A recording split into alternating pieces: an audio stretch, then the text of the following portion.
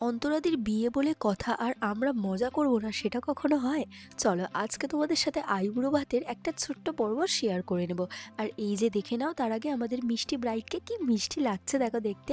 এবার তোমাদেরকে দেখাই ডেকোরেশনটাই। আর আইবুড়ো ভাতের দিন কিন্তু ডেকোরেশন এখনো চলছিল, গেটটা একটু আধটু ডেকোরেশন করা বাকি ছিল তাই জন্য। বাট বাদ বাকি সমস্ত কিছু কিন্তু কমপ্লিট হয়ে গেছিলো। আর এই ফুলগুলো দিতে এত সুন্দর লাগছিল না, কি বলবো। চলো এবার তোমাদের সাথে আইবুড়ো ভাতের মেনুগুলো শেয়ার করে নিই। দেখো ফার্স্টে খেতে বসে এরকম সুন্দর সুন্দর কাগজের প্লেট আর তার সাথে গ্লাস দিয়ে দিয়েছে। আর এরপরে চলে এসেছে সাদা ভাত আর এর সাথে ডাল।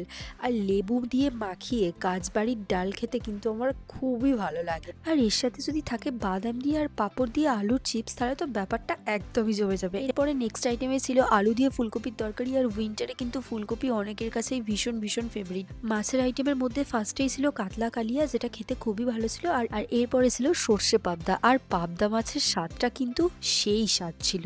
মাছটা কিন্তু একদমই টাটকা ছিল, যার জন্য খেতেও কিন্তু খুবই সুন্দর ছিল। আর পাবদা মাছ খাবো আর ডিম খাবো না, সেটা কখনো হয় নাকি? তোমরা কারা কারা মাছের ডিম খেতে ভালোবাসো আমাকে কিন্তু জানিও। এটা ছাড়া কিন্তু আমার পাবদা মাছ খাওয়াটা টোটালি ইনকমপ্লিট থেকে যেত। আর এই ডিমটা খেতে আমার বেশ ভালো লাগছিল।